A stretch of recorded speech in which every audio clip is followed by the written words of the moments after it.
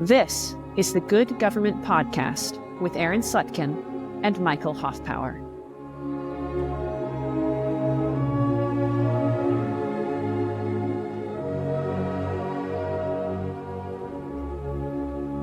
Maybe we're all Machiavellian, at least in some way or another. And we should try and understand in which way, and in the other ways in which we are not. Now, with our talk of Prince 15, I have to do it. Let's go read about Romagna. This is just a wonderful example. There are plenty of places to think about effectual truth throughout the book. This is one of my favorite examples, and it's just a little paragraph in Prince chapter 7 about an amazing human being, son of a pope, I will point out to you, named Cesare Borgia. Machiavelli knew Cesare, hung out with him, and he's going to tell us, hey, I need to document this. This is worthy of imitation. So let's take a look at Prince 7, Cesare Borgia, Ramiro de Orco, and a town called Romagna. I'll read, Aaron, and then you talk. This is page 29. Machiavelli says, and because this point is deserving of notice and of being imitated by others, I do not want to leave it out. Once the Duke, Cesare, had taken over Romagna, he found it had been commanded by impotent lords who had been readier to despoil their subjects than to correct them, and had given their subjects matter for disunion, not union. Okay, that's bad. Subjects who have reason for disunion and not union are not your subjects. They're not obliged to you. They're not obeying your laws. And see here, of course, that despoiling your subjects rather than correcting them leads to disunion. It's rich now that this is not a one-to-one ratio of the word union, but we've been thinking a lot about union and the necessity of having a place of law where everyone follows the law and is under good government that cares for, I'll use Publius's language now, the public good. Machiavelli is going to allow me to use that language. And Publius can learn this from the history of the American Revolution, from daily experience, the importance also of securing men's property. And we would note in the language of Federalist Number 1, the protection that the proposed Constitution gives to property as an essential point in its favor, and of course linked to the desire to acquire that you mentioned. The words that are going to happen in the next sentence are going to blow your mind. Check this out. Since that province was quite full of robberies, quarrels, and every other kind of insolence, he judged it necessary to give it good government, if he wanted to reduce it to peace and obedience to a kingly arm. So now we have the definition of good government offered by Machiavelli right here, at least as far as it seems Cesare Borgia is concerned. So a place where there are robberies and quarrels and every other kind of insolence, where the lords are impotent and readier to despoil their subjects rather than to correct them, one does not have good government.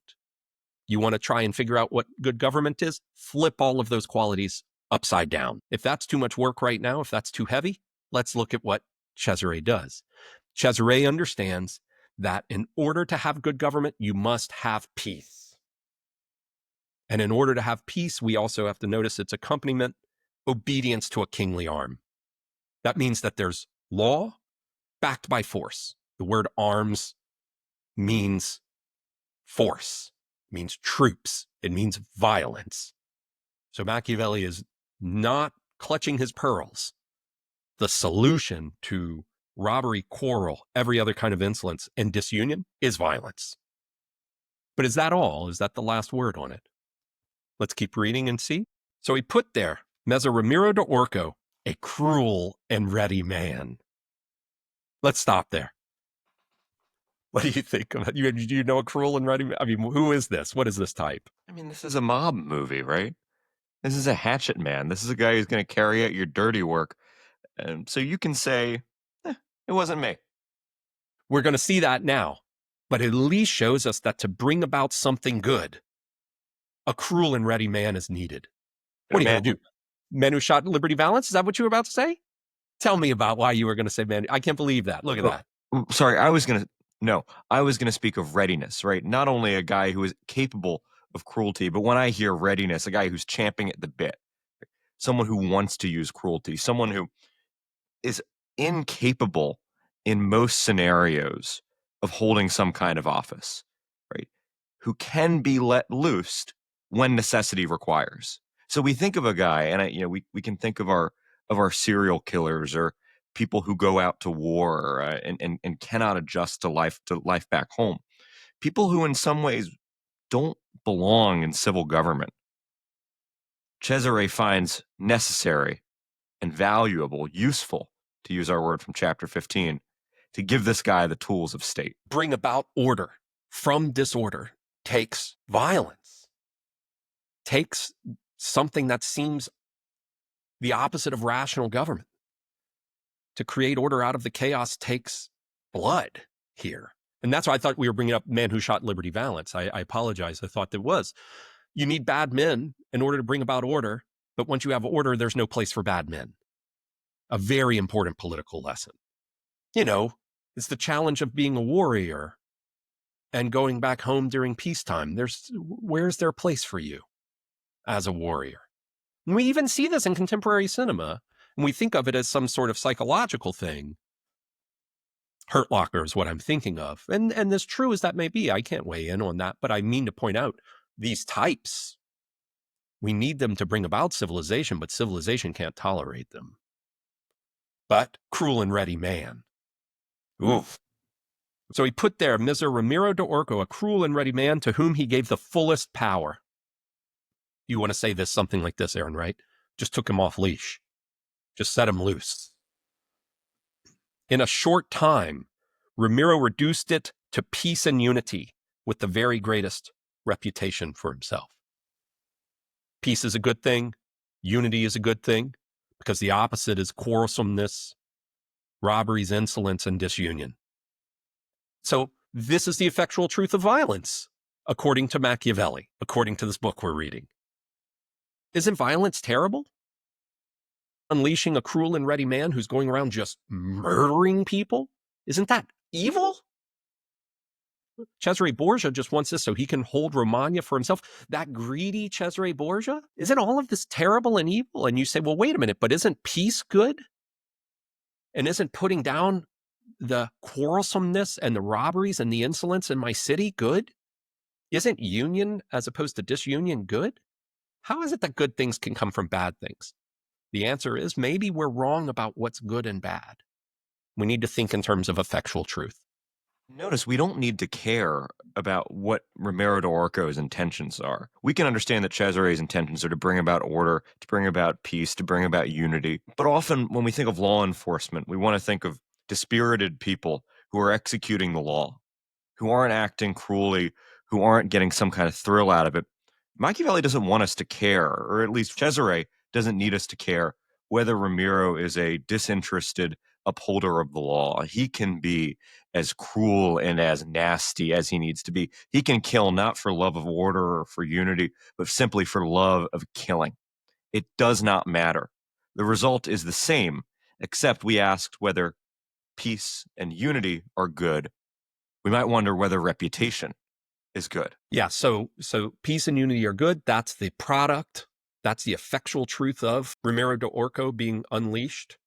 And then now he's getting a reputation. How do you understand that word as it's said in the sentence on the bottom of page 29 of Mansfield's Prince? What are you thinking he means with the very greatest reputation for himself? Normally we would want another adjective, right? When we talk, he has a reputation. Now, usually that carries a negative connotation, right? Because we don't exactly want to say what the reputation is for out of fear of being uncouth or fear of unleashing on ourselves the power which has earned him the reputation. But reputation, some people say the worst kind of reputation is no reputation. But we can see that his actions in the next sentence in the sequel have maybe accrued to him a bad reputation that is not bad because it's bad for him. It's bad for Cesare, perhaps. We're going to see also in later Federalist papers that all human beings have a concern with reputation. Federalist 15 is the one I have in mind. And that concern with reputation drives our behavior. And so when human beings do have a reputation, we have to say, well, that shapes our understanding of that human being and how we're going to behave around them. And that person is going to behave in a certain way out of concern for his or her own reputation. But we know this cruel and ready man, as you have described him thus far, Aaron, is not concerned about anything except being who he is. He's straight Popeye. He is who he is, and he's a killer. So in this case, the reputation is that everyone is going, there is a murderer around. A cruel and ready man walks these streets. Be careful. Obey the law. Keep the peace. So reputation now, I want to wonder, is it's a soft power garnered on the back of hard power. It's projecting your power into Romagna based off of all of this violence. Notice Machiavelli says, in a short time, boy, that's effective. Let's keep reading. Going on to page 30 of Mansfield's Prince. Then the Duke, which means Cesare Borgia, then the Duke judged that such excessive authority was not necessary because he feared that it might become hateful. Let's stop there. So that reputation's good, that violence is good, but notice Cesare, the man who unleashed this cruel and ready man, Ramiro, in Romagna, is thinking. He's judging. He's seeing how all of this is playing out, and he's got a finger in the wind. He knows what's necessary, but also now he's judging it's time to stop. He's turning it on and turning it off. He's letting the dog off the leash. He's putting it back on the leash. According to what? Necessity. The Duke judged that such excessive authority was not necessary. Well, how did he make such determination? He feared that it might become hateful. There's a big difference between the way people will behave out of fear and the way people will behave out of hate. Machiavelli has a wonderful, wonderful chapter on this, whether it's better to be feared or loved, and then also the place of hate here. Fear can produce obedience. Hate can produce rebellion, is the elevator speech I'd like to give on this point right now. Use violence and fear to reduce people to order, peace, and a kingly arm, but don't push so hard. Now you look at this. This is remarkable. You've heard of this stuff, bloodlust, how hard it is to stop. Here's a nice PG example of it. One of our favorite movies, I know this is one of your favorites, A Christmas Story, when Ralphie finally beats up the bully. He can't stop. He's never going to stop. Everything is coming out at this point, and he is going to punch until he dies, until his mom comes and pulls him off the bully. Do you know this scene in A Christmas Story? He's never going to stop. It's as Michael Ullman would say, it's like a child spelling banana. You just keep adding A's and N's to it. And this seems to be something about violence. And hey, look, it's working. Hey, look at all this power and reputation I have, Ramiro would say. But Cesare understands something else here, namely the relationship between fear and hatred, and how it is that fear is useful and hatred is detrimental. And look at what he does after he judges it necessary to stop Ramiro. I'm going to read to you top of page 30. This is Cesare is the he here.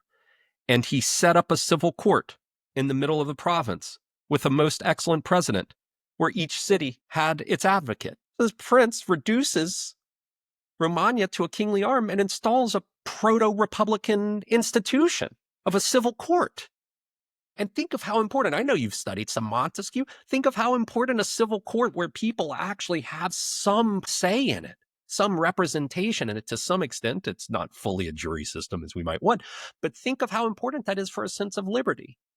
Think of how important that is for a sense of buy-in. So this big baddie, Cesare Borgia, so bad that he can release Ramiro on the people of Romagna, is also capable of judging what's going on and installing a seemingly republican institution in the city. He gives up some power in order to make sure that hatred does not become the passion of the day.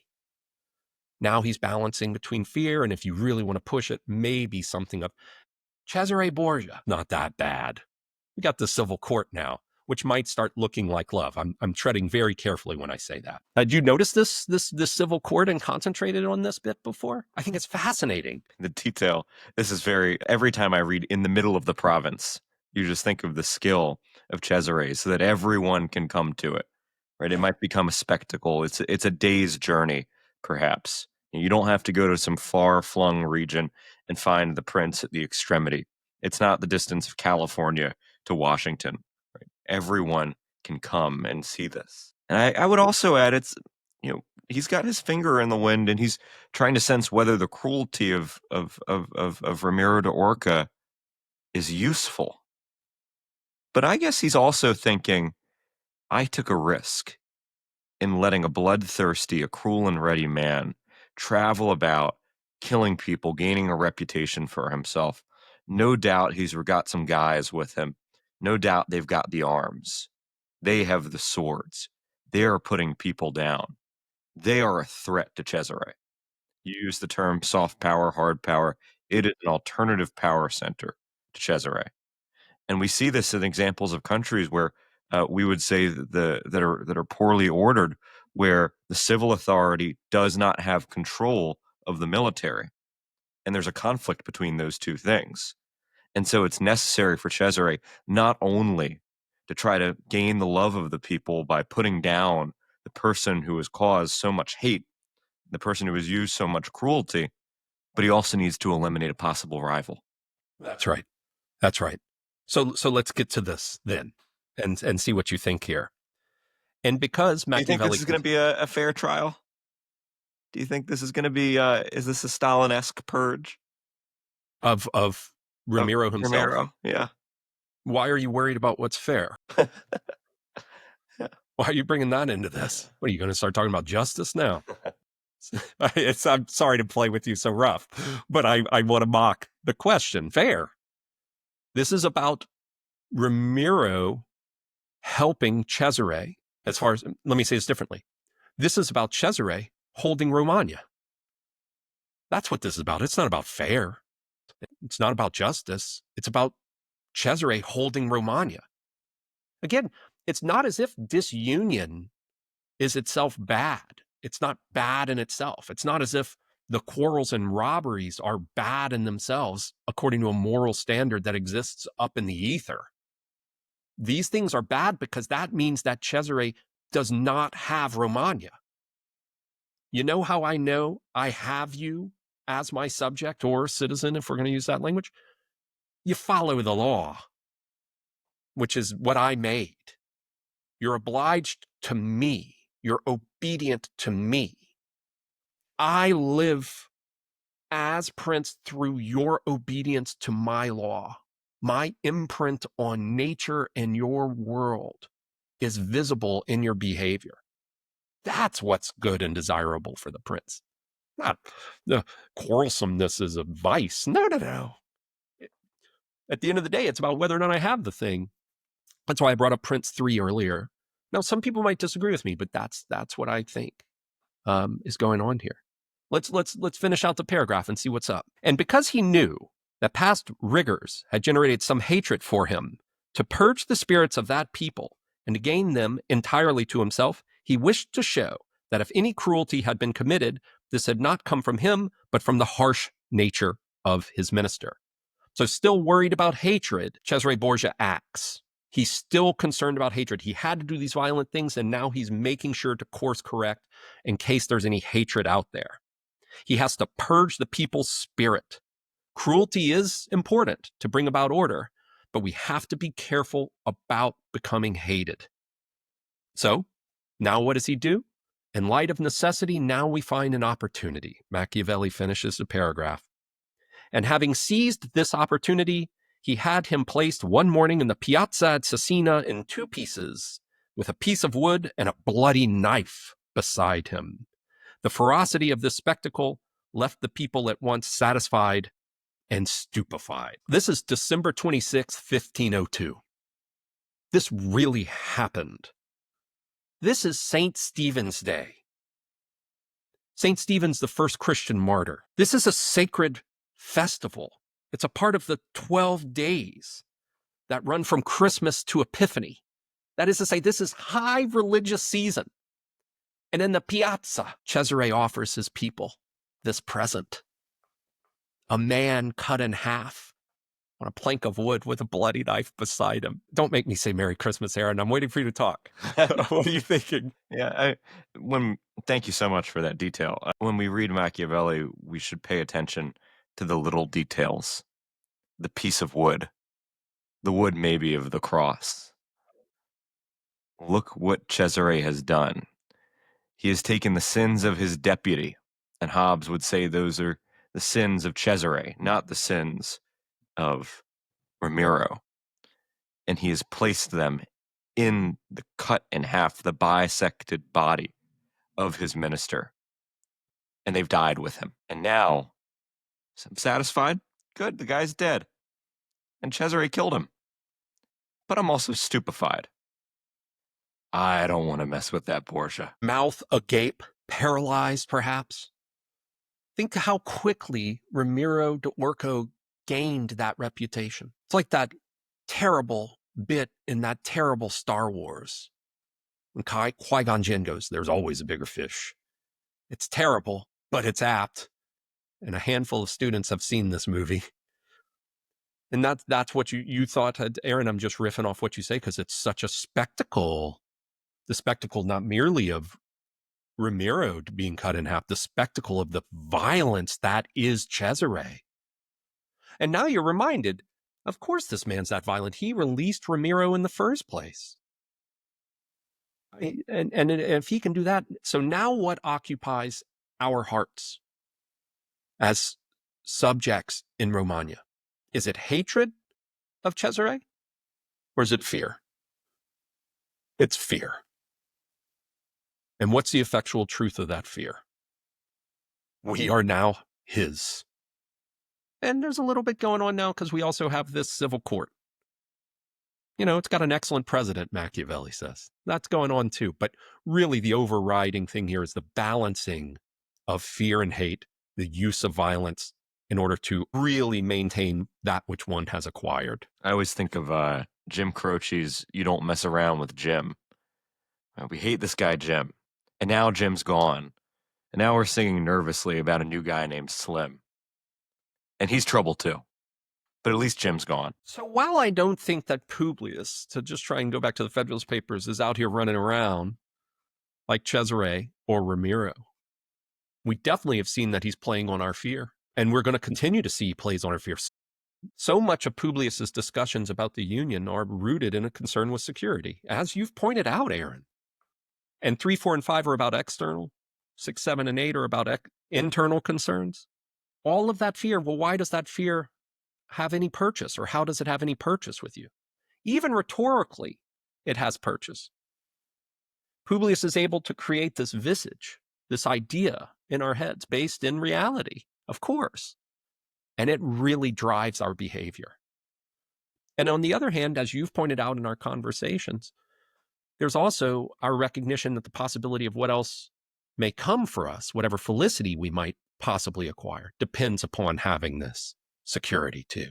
Fear and hope, we can see, really matter as the stuff binding human beings together in a political order, according to Machiavelli. And there's something like that going on in Publius too. We're not going to get there by looking to the sky. Yeah. Right? We have to have a roof. We have to look toward experience, and we're thinking of Machiavelli's book is full of historical examples. You did well to bring us to one because chapter 15 is one of the only chapters of The Prince which does not mention an historical figure, whether ancient or modern by name, but experience, Publius says, is the best teacher. And if we simply look up to the sky to try to find our political systems, then we're going to get lost. And what does that actually mean? Disunion in Publius's sense, that also means being invaded by foreign powers. That means the loss of the very thing which the visionaries want to protect, which is our liberty. We could keep going with the Prince, but let's say this too. In Federalist Paper number 4, Publius speaks of the need for effectual government. Effectual government is that which is capable of securing the Union. And the experience, as you pointed out to us, of government under the Articles of Confederation should prove to us the ineffectual nature of that constitution called the Articles of Confederation, of that league of friendship called the Articles of Confederation. And so now it's a question of, is what Publius is presenting to us visionary? Is it imagined? Or is it realistic? And if you want to thread the needle and say it's a little bit of both, because politics is a little bit of both. Maybe that would be the mistake, is to forget the place of hope, of love, I got to say it, in our politics. It's one thing to say that I'm voting for this person, I'm voting to ratify the Constitution, I'm getting involved in politics in order to escape that which fills me with dread. But isn't there also, even there, some hope of escaping that dread? And maybe if you're really, really romantic and it's a pretty day or something, hope that things might be okay. So this isn't straight utopian, but there might be some room for us to realize that Publius is going to, just like Machiavelli, rely on those aspects of human being. Don't you dare say you want to just read Machiavelli from here on out, Aaron. Is that what you're thinking you want to do? We could start at the beginning. Gosh, I've never read the Discourses. Oh, it's a big book, but it needs to be read in conjunction with the Prince. Yeah. I mean, reading one and not the other. I know. That's what's stopping me from reading Strauss's book, because I just haven't read the Discourses yet. Well, you can read. I mean, it's so hard. Yeah. But the Discourses is beautiful. It's a beautiful book. It's very complicated. He says also in the beginning of that book, people act as if my words now, heavens have changed their orientation and moved the other direction. That is to say, because of the revolution that is Christianity, nothing that happened before Christianity or Christ is applicable to our world today, as if the motion of the heavens has changed direction. And so even thinking that we can learn from antiquity is very important. Yeah. Machiavelli, in this funny way, no matter that he is, since you brought up that name, at the foundation of modernity in the first wave, without which there would not be the second and the third wave, which bring all of this relativism and nihilism and historicism in their wake. Machiavelli, in a funny way, still shows us, hey, there are lessons across time that are applicable to our lives. There are some conditions of human beings that are consistent. And at the same time, there's this understanding of nature, this decoupling from nature, that facilitates the second and third wave of modernity through Rousseau and Nietzsche, respectively. That brings about our milieu, our here, let's just lean into it, our cave beneath the cave. We will not publish any of this. No. Well, I think this was fun. I think this was a nice little backfill. It also allowed us to just have some fun having a casual conversation. Neither of us prepped for this, and we just sat back and opened the book and read it. I think it was really fun. Have a little more casual conversation. We should think about what other just little, maybe not 500 pages, but what little essays or chapters like these would be conducive toward these conversations. Well, there is a point in the Federalist Papers where, golly, I think it might be in 15, where Publius is critical of faith in leagues. And then there you could just say, hey, let's look at what Machiavelli says about faith. It's not as directly applicable, I think, as the work we did today of thinking about effectual government. It's sort of just setting the tone. I mean, I don't want it to seem as if I'm saying that Publius is purely Machiavellian.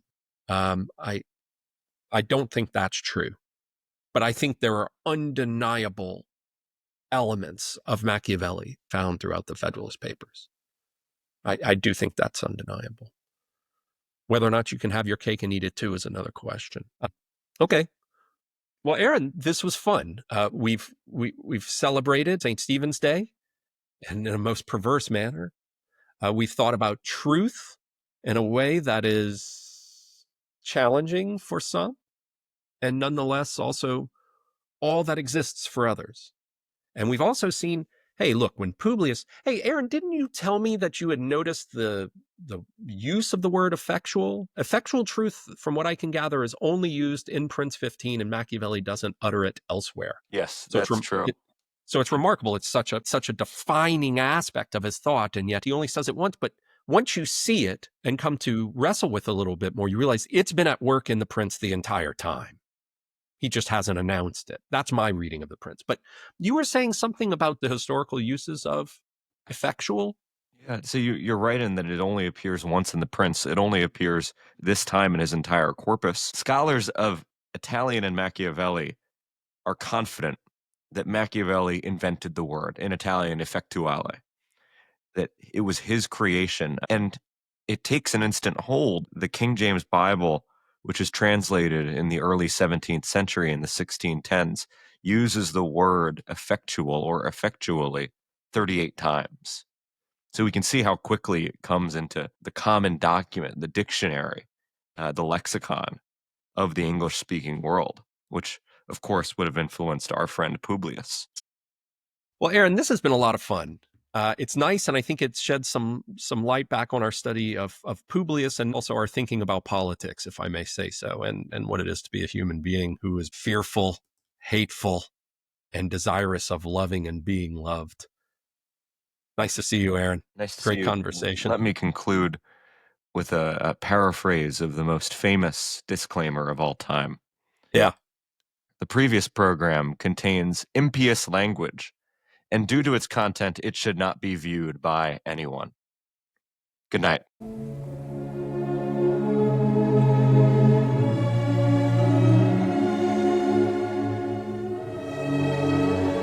This has been the Good Government Podcast with Aaron Slutkin and Michael Hoffpauir.